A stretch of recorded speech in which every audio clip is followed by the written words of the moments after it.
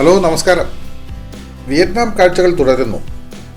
കഴിഞ്ഞ എപ്പിസോഡ് നമ്മൾ നിർത്തിയത് ഹോച്ചിമിൻ സിറ്റിയിലെത്തി ലഞ്ച് കഴിക്കുന്നിടത്ത് വെച്ചാണ്. ഇനി നമ്മൾ കാണാൻ പോകുന്നത് ഹോച്ചിമിൻ സിറ്റി ടൂറാണ്. ഈ നഗരത്തിലെ പ്രധാന കാഴ്ചകളിലേക്ക് നമുക്ക് നേരെ വീഡിയോയിലേക്ക് പോകാം. നാട്ടുസഞ്ചാരിയുടെ മറ്റൊരു എപ്പിസോഡിലേക്ക് അവർക്കും ഒരിക്കൽ കൂടി സ്വാഗതം.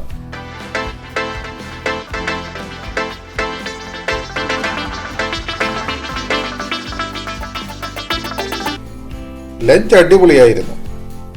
വിയറ്റ്നാംകാരുടെ തനത് ഭക്ഷണമായിരുന്നു ഇന്നത്തെ ലഞ്ച്. വിദേശ യാത്രകളിൽ നമ്മൾ കൂടുതലും ഇന്ത്യൻ വിഭവങ്ങൾ തന്നെയായിരിക്കും കഴിക്കുക. ഇടയ്ക്ക് പോകുന്ന സ്ഥലങ്ങളിലെ ഭക്ഷണവും ട്രൈ ചെയ്യാറുണ്ട്.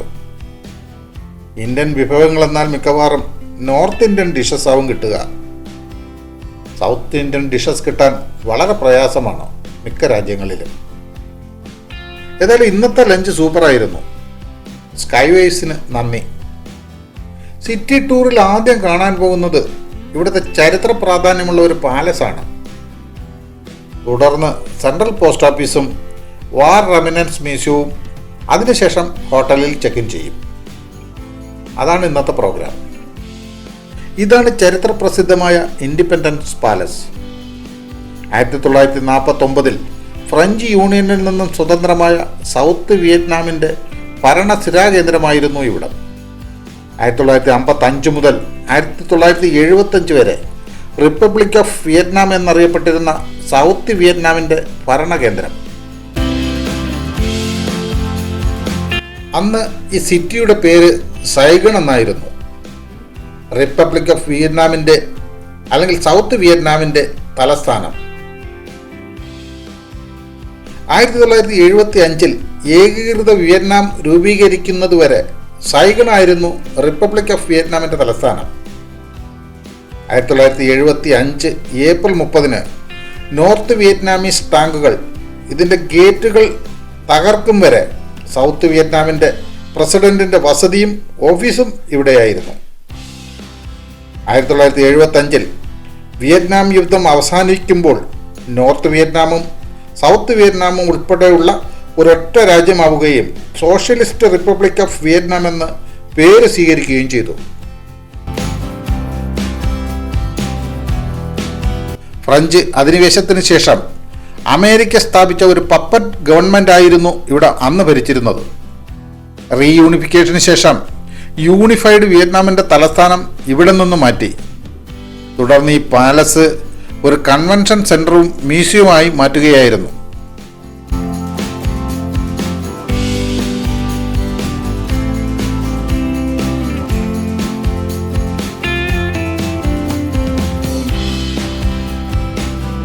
ഇവിടെ 2 ടാങ്കുകൾ പ്രദർശിപ്പിച്ചിട്ടുണ്ട്.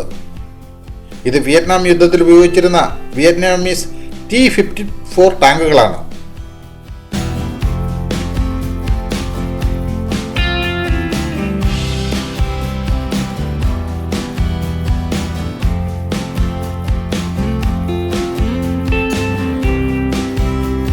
പാലസിന്റെ മുമ്പിലുള്ള പുൽത്തകിടി ചെത്തി മിനുക്കുകയാണ്. ലോൺ മൂവർ ഉപയോഗിച്ചാണ് ഗ്രാസ് കട്ട് ചെയ്യുന്നത്. അതൊരു ഇലക്ട്രിക് മൂവറാണെന്ന് തോന്നുന്നു. ചാർജ് ചെയ്ത് ഉപയോഗിക്കാൻ കഴിയുന്ന ടൈപ്പ്.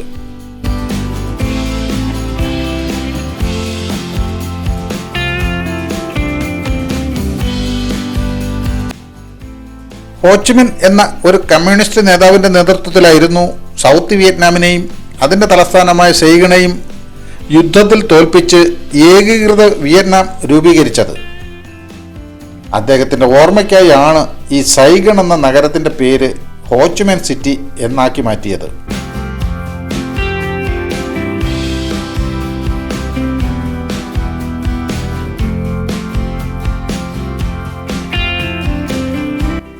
ഈ പാലസിൽ പ്രവേശിക്കുന്നതിന് എൻട്രൻസ് ഫീ ഉണ്ട്. 40,000 വിയറ്റ്നാം ഡോങ്, അതായത് ഏകദേശം 130 രൂപ വരും. കുട്ടികൾക്ക് 25,000 വിയറ്റ്നാം ഡോങ് മതി.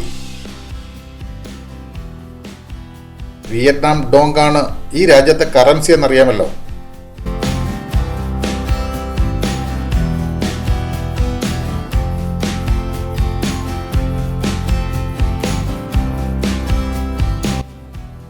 മുൻഭാഗത്തുള്ള ഈ കൊറിഡോറിൽ കാര്യങ്ങൾ വിശദീകരിച്ച് നൽകുന്നതിന് ചില ഗൈഡുകൾ ഇരിപ്പുണ്ട്.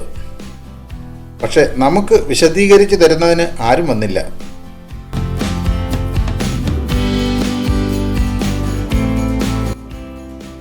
ഇത് അന്നത്തെ ക്യാബിനറ്റ് റൂമാണ്. ഇവിടെയായിരുന്നു ക്യാബിനറ്റ് മീറ്റിംഗ് നടന്നിരുന്നത്. പ്രസിഡന്റും മറ്റു മന്ത്രിമാരും കൂടിയിരുന്ന് തീരുമാനങ്ങൾ എടുത്തിരുന്നത് ഇവിടെ വച്ചാണ്.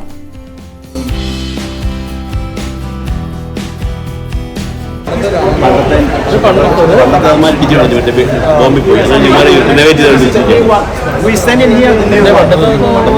Now you follow me. I will show you everything. Okay. Better like that. ഇത് കോൺഫറൻസ് ഹാളാണ്. എത്ര ഭംഗിയായാണ് അത് ഡിസ്പ്ലേ ചെയ്തിരിക്കുന്നതെന്ന് കണ്ടോ. പുറകിലെ ചുവരിൽ വിയറ്റ്നാമിന്റെ ചിഹ്നമായ ചുറ്റികയും അരിവാളും നക്ഷത്രവും ഒരു ചുവന്ന കൊടിയിൽ ആലേഖനം ചെയ്ത് പ്രദർശിപ്പിച്ചിട്ടുണ്ട്. അതിന് താഴെയായി ഹോച്ചിമിന്റെ ഒരു അർത്ഥകായ വെങ്കല പ്രതിമയും പുഷ്പങ്ങളുടെ അകമ്പടിയോടുകൂടി സ്ഥാപിച്ചിട്ടുണ്ട്. ഇവയെക്കുറിച്ച് വിവരിക്കുന്നതിനുള്ള ഡിസ്പ്ലേ ബോർഡും മുമ്പിലായി പ്രദർശിപ്പിച്ചിട്ടുണ്ട്.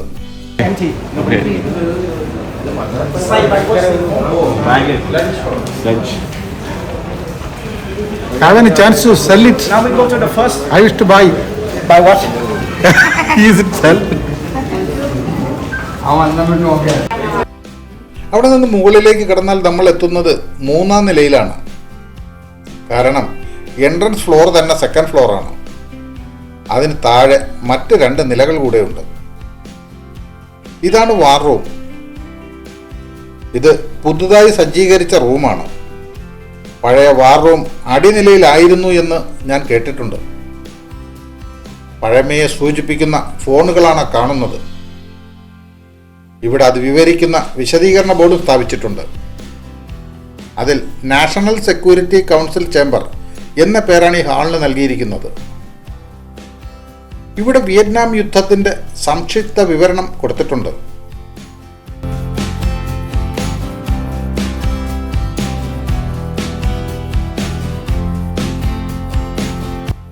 ഇതാണ് പ്രസിഡൻഷ്യൽ ഓഫീസ്. വിവരണ ബോർഡും ഇവിടെയുണ്ട്. ഈ കസേരയിൽ ഇരുന്നാണ് അന്നത്തെ പ്രസിഡന്റ് ഈ രാജ്യം ഭരിച്ചിരുന്നത്.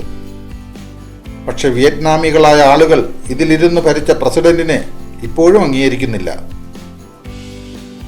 കാരണം അമേരിക്കയുടെ ഒരു പാവ പ്രസിഡന്റായിരുന്നു ഇവിടുത്തെ അന്നത്തെ പ്രസിഡന്റ്. ഇപ്പോഴുള്ള തലമുറയ്ക്ക് പോലും അമേരിക്കയോടുള്ള അമർഷവും നമ്മുടെ ഗൈഡിന്റെ വാക്കുകളിലൂടെ ഞങ്ങൾ പലതവണ കേട്ടു.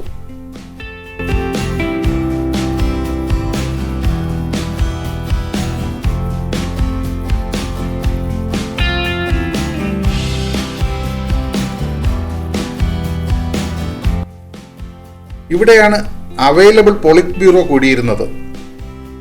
രാഷ്ട്രീയ നേതാക്കന്മാർ കൂടിയിരുന്ന ഇടം.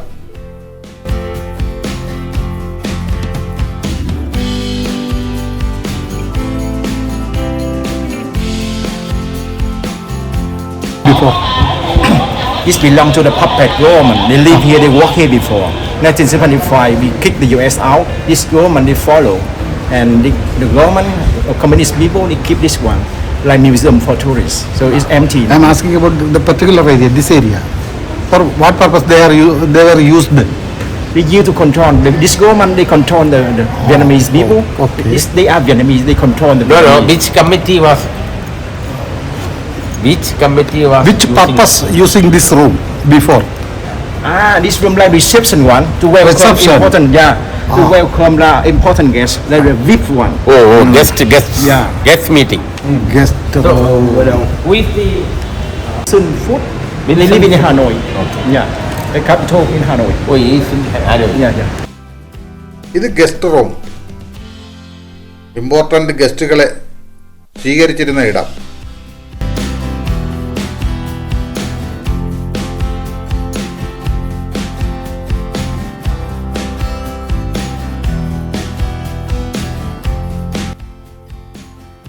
ഇതും ഗസ്റ്റ് റൂം തന്നെ. ഈ പാലസിന്റെ നിർമ്മാണം ആരംഭിച്ചത് 1962 ജൂലൈ 1-നാണ്. പൂർത്തിയാക്കിയത് 1966 ഒക്ടോബർ 31-ന്.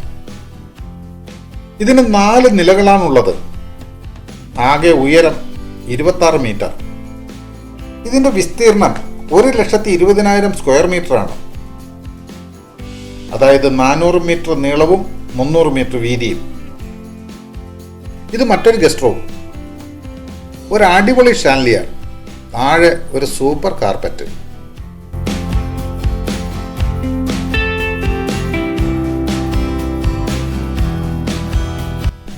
വിയറ്റ്നാമീസ് മോഡേണിസ്റ്റ് എന്ന ആർക്കിടെക്ചർ ഡിസൈനിലാണ് ഈ കെട്ടിടം രൂപകൽപ്പന ചെയ്തിട്ടുള്ളത്. ഇതിൻ്റെ നിർമ്മാണത്തിലേക്ക് മേൽനോട്ടം വഹിച്ചത് ഫാൻ വാൻ ഡിഷ് എന്ന എഞ്ചിനീയർ ആയിരുന്നു. ഇത് ഒരു ടി ഷേപ്പുള്ള കെട്ടിടമാണ്. ഇതിൻ്റെ മുൻഭാഗത്തെ ബ്ലോക്കിന് 4500 സ്ക്വയർ മീറ്റർ വിസ്തീർണമാണുള്ളത്. 12 ഹെക്ടറിലായാണ് ഈ കെട്ടിടവും ഈ പൂന്തോട്ടവും സ്ഥിതി ചെയ്യുന്നത്. ഇതാണ് അംബാസഡർ ചേംബർ. ഇവിടെ മുറികളെ ചേംബർ എന്നാണ് വിശേഷിപ്പിച്ചിരിക്കുന്നത്.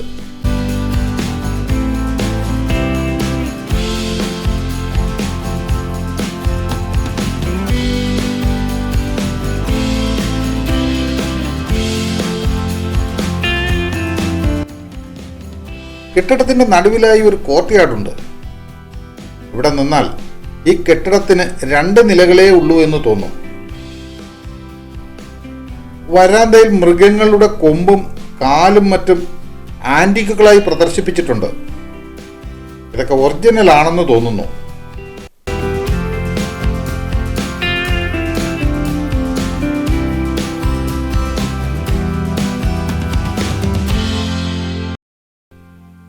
ഇതാണ് അന്നത്തെ പ്രസിഡന്റിന്റെ ബെഡ്റൂം.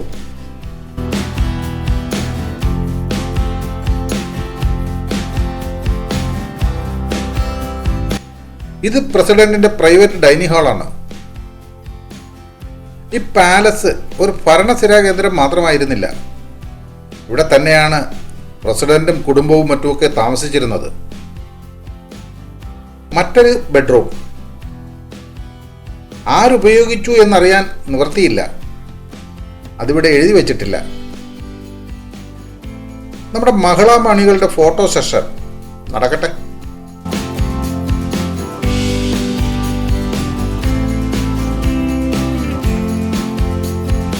ടി ഷേപ്പ്ഡാണ് ഈ കെട്ടിടമെന്ന് പറഞ്ഞല്ലോ. അതിൻ്റെ ഒരു വശത്തെ മുറ്റമാണ് ഈ കാണുന്നത്. ഇവിടെ നിന്നാൽ ഈ കെട്ടിടത്തിന് 3 നിലകൾ ഉള്ളതായി കാണാം. ഇനിയുള്ള ഒരു നില ഇതിനു മടിയിലാണ്.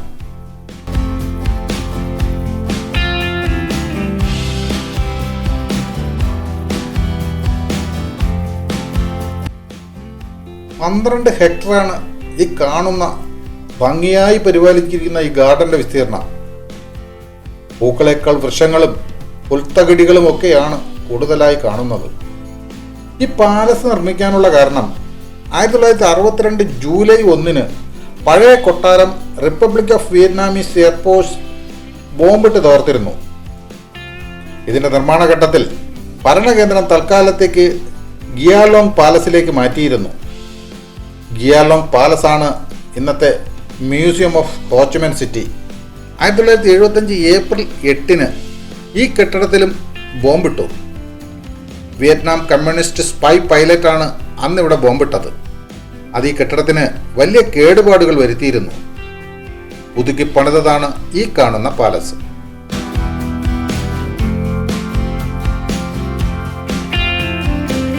എത്ര ഭംഗിയിലാണ് ചെടികൾ വെട്ടി നിർത്തിയിരിക്കുന്നത് കണ്ടോ.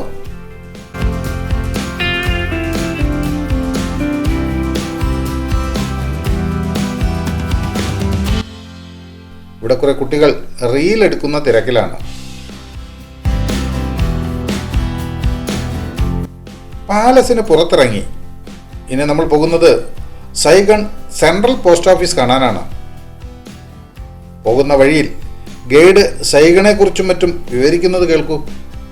Usually in Vietnam, they brought from France to Vietnam cement, rocks, bricks, even water. They brought from France to Vietnam. They brought the people here. The people, engineer, workers from France to Vietnam. They built. And now something wrong is a lot of schools, churches, office like that. And every 4 weeks they change the flower here. It's colorful flower here. Tomorrow they make new flowers, colorful here. Even in a lot of people sitting here. Okay, we will leave the bus from here. We spend 20 minutes. നമ്മളിപ്പോൾ central post ഓഫീസിന്റെ മുന്നിലുള്ള സ്ക്വയറിലാണ്. ഈ സ്ക്വയറിന്റെ പേര് Paris commune square എന്നാണ്. ഇവിടമാണ് ഹോച്ച്മൻ സിറ്റിയുടെ 0 kilometre ആരംഭിക്കുന്നത്. ഇതാണ് ഓൾഡ് പോസ്റ്റ് ഓഫീസ് കെട്ടിടം. മുന്നിലായി വലിയൊരു ക്ലോക്കും മുകളിലായി വിയറ്റ്നാം പതാകയും കാണാം. വാച്ച് പഴഞ്ചനാണെങ്കിലും സമയം കൃത്യം. 1860, 1863 കാലത്താണ് ഈ പോസ്റ്റ് ഓഫീസ് കെട്ടിടം പണി തുടങ്ങിയത്. അന്നത് ഈ കെട്ടിടമായിരുന്നില്ല. ഈ കെട്ടിടം പണിതത് 1886, 1891 കാലത്താണ്. 2014 ഇത് റിനോവേഷൻ നടത്തി ഈ നിലയിലാക്കി. $2,00,000 മുടക്കിയാണ് 2014 പുതുക്കിപ്പണിതത്. അതിൽ നിന്ന് തന്നെ ഇത് സംരക്ഷിക്കാൻ സർക്കാർ കാട്ടുന്ന നിശ്ചയദാർഢ്യം നമുക്ക് ഊഹിക്കാം. 19-ാം നൂറ്റാണ്ടിൽ ഫ്രഞ്ച് ഇൻഡോ ചൈന കാലത്ത് ഗോത്തിക് സ്റ്റൈലിലാണ് ഈ കെട്ടിടം പണിതത്. ഗോത്തിക് സ്റ്റൈലിൻ്റെ പ്രത്യേകതയുള്ള ആർച്ച് വിൻഡോസും തൂണുകളുമൊക്കെയാണ് ഇതിലും കാണാൻ കഴിയുന്നത്. ആ കാണുന്ന സ്കൾപ്ചറുകൾ ശാസ്ത്രജ്ഞന്മാരുടെയും എഞ്ചിനീയർമാരുടെയുമാണ്. മറ്റൊരു സ്കൾപ്ചർ ഒരു കൽപ്രതിമ.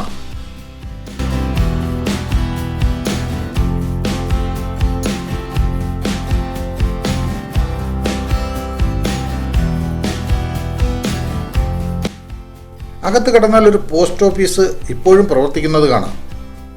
ഇവിടെ വരുന്ന ടൂറിസ്റ്റുകൾ ഇവിടെ നിന്നും പോസ്റ്റ് കാർഡ് വാങ്ങി സ്വന്തം അഡ്രസ്സിൽ അയക്കും. വിയറ്റ്നാം യാത്രയുടെ ഒരു ഓർമ്മയ്ക്കായി അത് സൂക്ഷിക്കും. ധാരാളം ടൂറിസ്റ്റുകൾ ഈ ഓപ്പർച്യൂണിറ്റി പ്രയോജനപ്പെടുത്തുന്നുണ്ട്. ടൂറിസ്റ്റുകളെ ആകർഷിക്കാൻ എന്തെല്ലാം വിദ്യകൾ! ഈ കെട്ടിടത്തിൽ തന്നെ ആഭരണങ്ങളും വാച്ചുകളും മറ്റും വിൽക്കുന്ന കടകളുമുണ്ട്.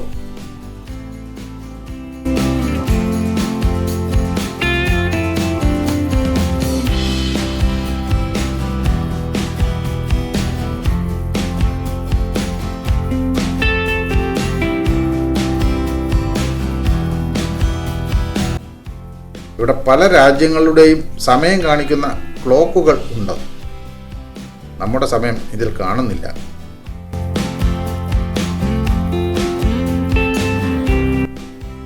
ഇത് പഴയ വിയറ്റ്നാമിൻ്റെ ഒരു ഭൂപടമാണ്, അതായത് സൗത്ത് വിയറ്റ്നാമിൻ്റെ ഭൂപടം.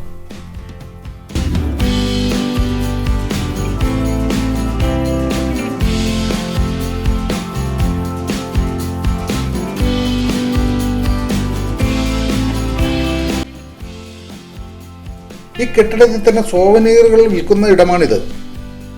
ഇവിടെ ധാരാളം കടകൾ പ്രവർത്തിക്കുന്നുണ്ട്. ഇവിടെ എന്തും കിട്ടും.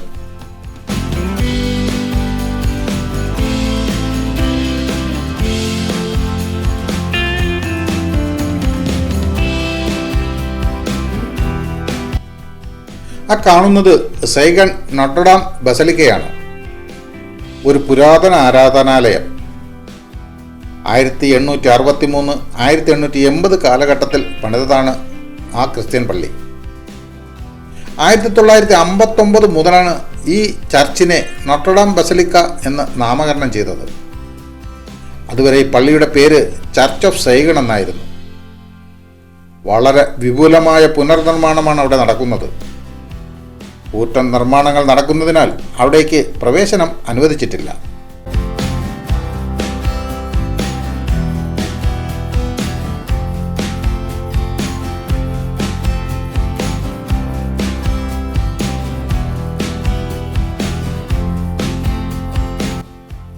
ഈ സ്ക്വയറിന് ചുറ്റുമായി വലിയ വലിയ കെട്ടിടങ്ങൾ കാണുന്നുണ്ട്. ആ കാണുന്ന കെട്ടിടം ഇവിടുത്തെ ഒരു ബാങ്കാണ്, HD bank.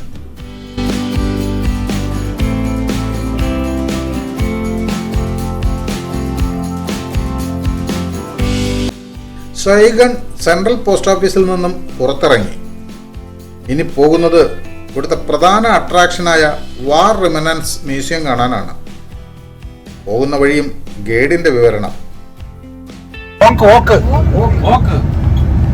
Oi. Oi Yeah. tree. This one very good wood. This one more than 100 years old. Aaha. Oliver. 100 വർഷത്തിൽ കൂടുതലുള്ള വുഡാണിത്. ഓയി They build in the French farm.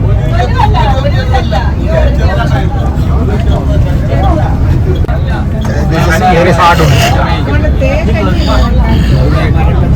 ഇത് It's like we got it 5 o'clock they close, so we just spend a little bit time there. But in the War Museum they show you a lot of photos and information about how they kill people, how they torture people, how U.S. Army to exterminate Vietnam, how they get Vietnam. So it's very hard to see that. After an hour watching, your head very tired. And also you can see the effect of Agent Orange that U.S. Army developed in Vietnam. That's why we have so many handicapped people in Vietnam. Yes.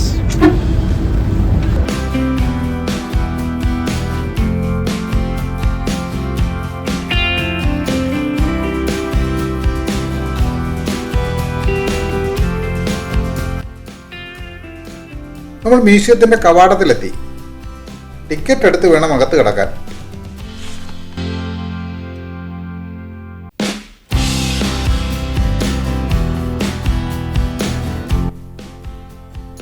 ഇതാണ് ആ ticket. Scan ചെയ്ത് അകത്ത് കിടക്കാം. രാവിലെ 7:30 മുതൽ വൈകുന്നേരം 5:30 വരെയാണ് ടൂറിസ്റ്റുകൾക്ക് ഇവിടെ കാണാനുള്ള സമയം. 5 മണി വരെ ടിക്കറ്റ് കിട്ടും.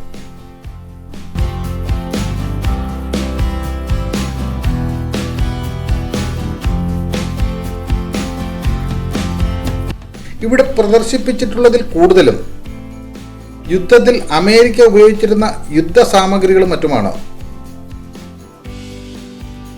പ്രശസ്തമായ ആ വിയറ്റ്നാം യുദ്ധത്തിൽ അമേരിക്ക തോറ്റു തുന്നമ്പാടി എല്ലാം ഉപേക്ഷിച്ച് ജീവനം കൊണ്ടോടുകയായിരുന്നു. അവർ ഉപേക്ഷിച്ചു പോയ യുദ്ധോപകരണങ്ങളാണ് ഇവിടെ ഉള്ളത്. അതിൽ കൂറ്റൻ ടാങ്കുകളും വിമാനങ്ങളും ബോംബുകളും എന്നുവേണ്ട സകലതുമുണ്ട്.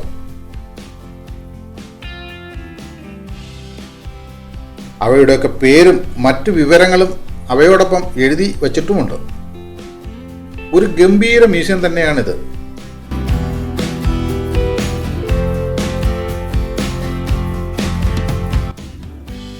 ഇത് അമേരിക്കൻ എയർഫോഴ്സിന്റെ യുദ്ധവിമാനമാണ്. ഇത് കണ്ടോ, ഇതൊരു ബോംബാണ്. എത്ര കൂറ്റൻ ബോംബാണ് അതൊന്ന് നോക്കൂ. ഇത് ചെറുതും വലുതുമായ ബോംബുകളും മിസൈലുകളും ഒക്കെയാണ്.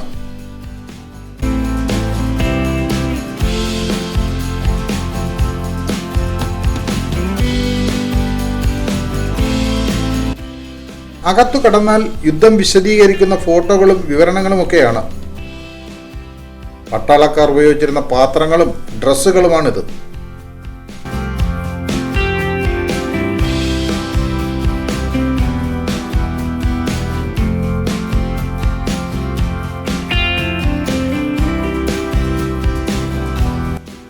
പഴയ തോക്കുകളും മറ്റും.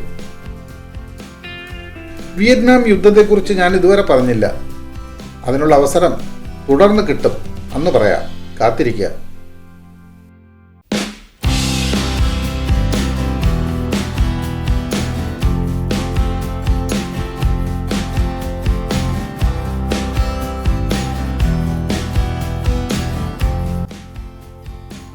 പൊട്ടിയ ബോംബിന്റെ ഭാഗങ്ങൾ,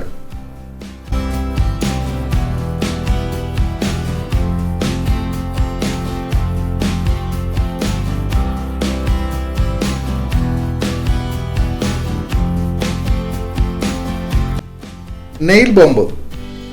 ബോംബ് പൊട്ടുമ്പോൾ അതിനുള്ള ആണി ചിതറിത്തെറിച്ച് ശരീരത്തിൽ തറഞ്ഞു കയറി ആളുകൾ മരിക്കുകയാണ്.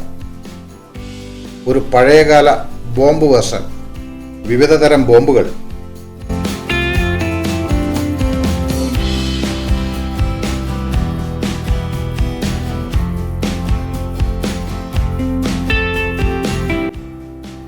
വിവിധ തരം തോക്കുകൾ. ഇതിൽ വിയറ്റ്നാം പട്ടാളക്കാർ ഉപയോഗിച്ചവയും അമേരിക്കൻ പട്ടാളം ഉപയോഗിച്ചവയും ഉണ്ട്. അവയുടെ പേരുകളും വിശദാംശങ്ങളും എഴുതി വച്ചിട്ടുമുണ്ട്.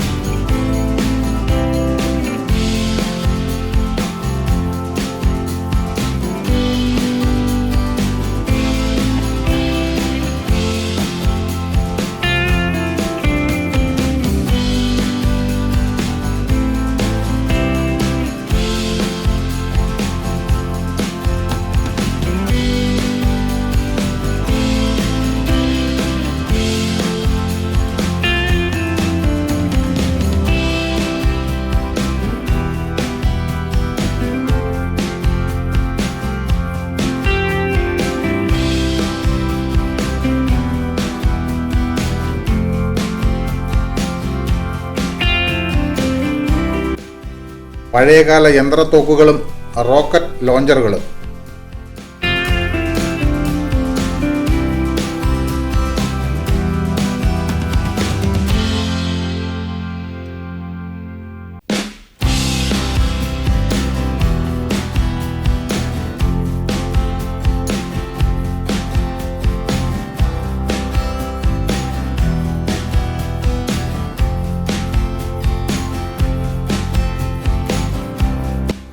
പഴയ ക്യാമറ,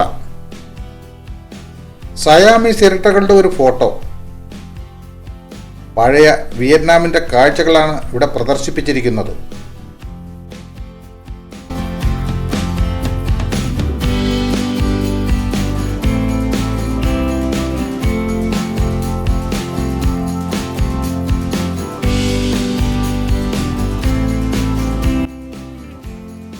അകത്തെ കാഴ്ചകൾ കണ്ട് പുറത്തിറങ്ങി. ഇവിടെ മുഴുവൻ അമേരിക്കൻ യുദ്ധോപകരണങ്ങളാണ് പ്രദർശിപ്പിച്ചിരിക്കുന്നത്. വിയറ്റ്നാം സന്ദർശിക്കുന്ന അമേരിക്കക്കാർ ഒരിക്കലും ഇവിടം സന്ദർശിക്കാറില്ല.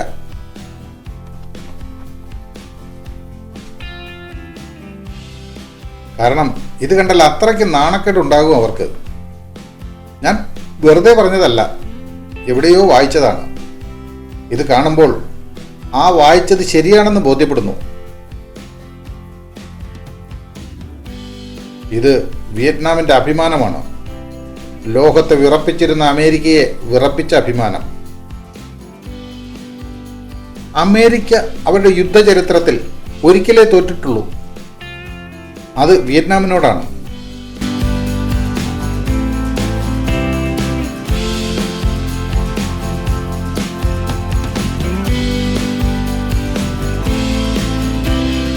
ഇവിടെ പ്രദർശിപ്പിച്ചിട്ടുള്ള യുദ്ധവിമാനങ്ങളുടെ ഒരു വിവരണവും ഇതിനോടൊപ്പം ഉണ്ട്.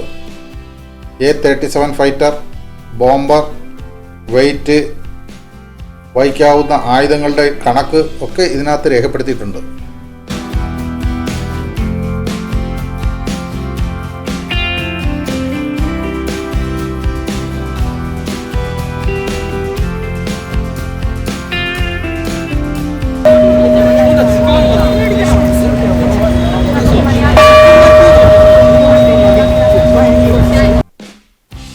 ഇതവിടെ ഒരു പ്രത്യേകതരം മണി.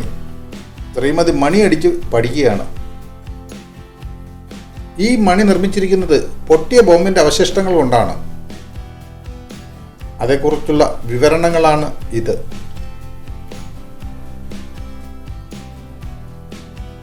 ഹെലികോപ്റ്ററിനുള്ളിൽ ഫിറ്റ് ചെയ്തിരിക്കുന്ന മെഷീൻ ഗൺ.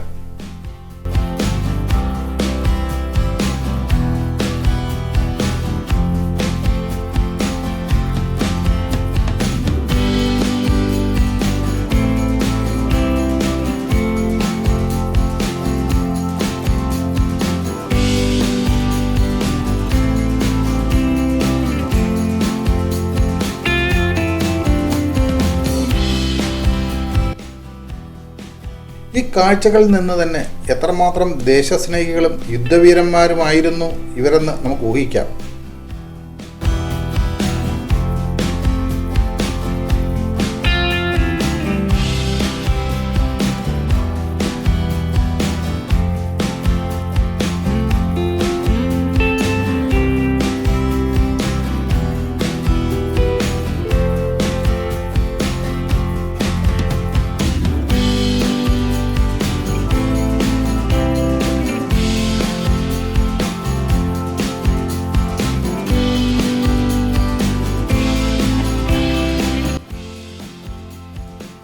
മ്യൂസിയം കണ്ട് നേരെ വന്നത് ഹോട്ടലിലേക്കാണ്.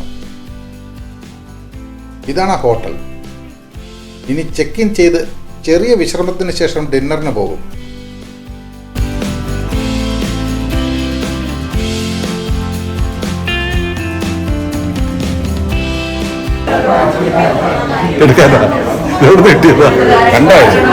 എന്തുവാ സംഭവം? സുധാകരൻ ചോദിക്കുക കൊണ്ട് കേരളത്തിന് എന്ത് നേട്ടമാണ് ഉണ്ടായത്, പ്രവർത്തകർ പരിശോധിച്ചല്ലോ. സുധാകരൻ ഇതിനിടയിലും ഞങ്ങൾ കേരളത്തെക്കുറിച്ച് ചിന്തിക്കുന്നുണ്ട് എന്നതിനുള്ള തെളിവാണിത്.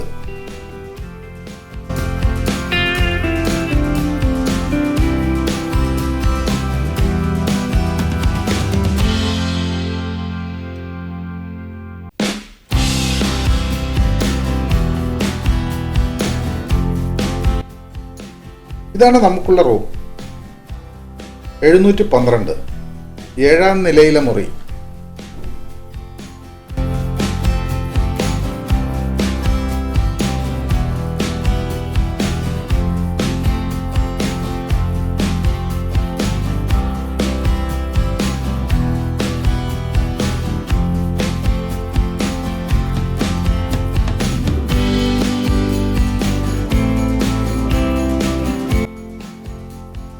റൂമുകളിലൊക്കെ പോയി ഫ്രഷായി എല്ലാവരും ലോഞ്ചിലെത്തി.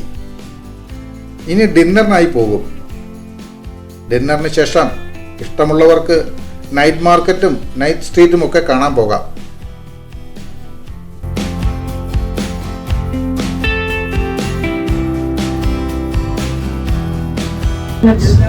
And the hotel here 2 minutes. So after the dinner, you want to walk? You want to take a bus? Walk is better. Walk is better. After dinner, you want to walk to the hotel, or you want to take the coach? Walk. Ask the all. Everyone, after dinner, you want to walk back to the hotel. Walk. Huh? Walk. There is the bargain market. That's the bargaining market, the biggest market in the city. നമുക്ക് നടന്നു 2 minutes to the hotel. അവർ വെച്ച് പോകട്ടെ. Coach.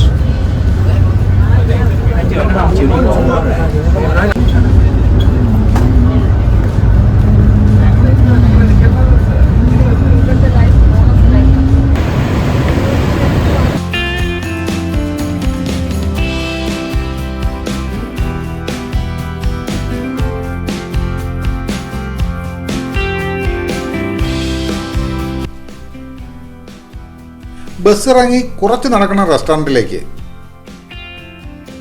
ഇവിടെ നിന്നാണ് ഇന്നത്തെ dinner. Banana leaf, അതാണ് റെസ്റ്റോറൻറ്റിൻ്റെ പേര്. ഇന്നത്തെ ഡിന്നറിന് ഒരു പ്രത്യേകതയുണ്ട്. സൗത്ത് ഇന്ത്യൻ ഫുഡ് കിട്ടുന്ന ഒരു റെസ്റ്റോറൻ്റാണിത്.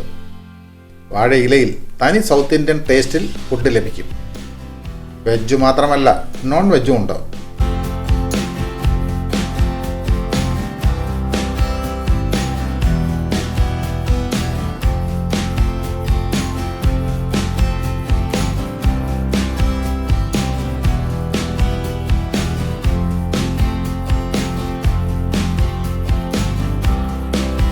ഇതിൽ സോഫ്റ്റ് ആണ്, ടേസ്റ്റ് ഒക്കെ ഉണ്ട്, കുറച്ച് കട്ടിയുണ്ട്. പക്ഷെ ചമ്മന്തി, പുതിന ചമ്മന്തി, തക്കാളി ചമ്മന്തി, എല്ലാ ചമ്മന്തിയും ഉണ്ട്. വടയുണ്ട്. ആര്യാസ്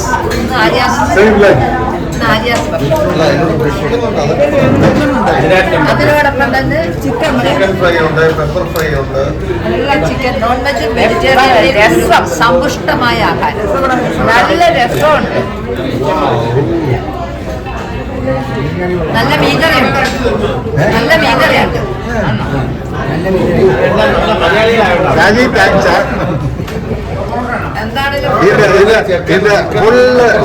ചിക്കൻ ചെട്ടിനാടുണ്ട്, ഫിഷ് കറി ഉണ്ട്, ചപ്പാത്തി ഉണ്ട്, പൊറോട്ടയുണ്ട്, സ്റ്റീംഡ് റൈസ് ഉണ്ട്, എല്ലാ ഐറ്റം ഉണ്ട്. പിന്നെ എല്ലാം ഉണ്ട്. പിന്നെ ഇഡലി ഉണ്ട്, സാമ്പാറുണ്ട്, രസമുണ്ട്, ചട്നി ഉണ്ട്, എല്ലാം ഉണ്ട്. ഡെസേർട്ട് ഉണ്ട്, പായസം ഉണ്ട്, എല്ലാം ഉണ്ട്.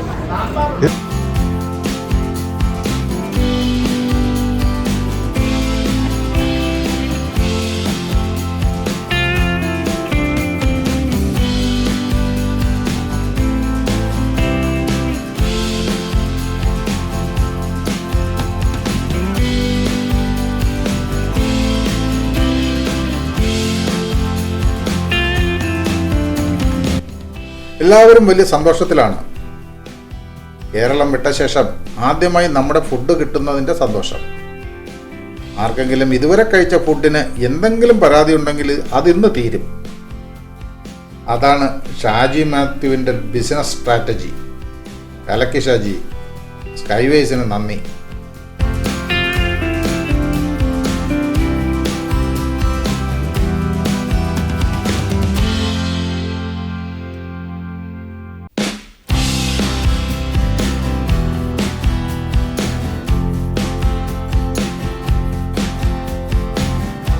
നല്ല തിരക്കുണ്ട്.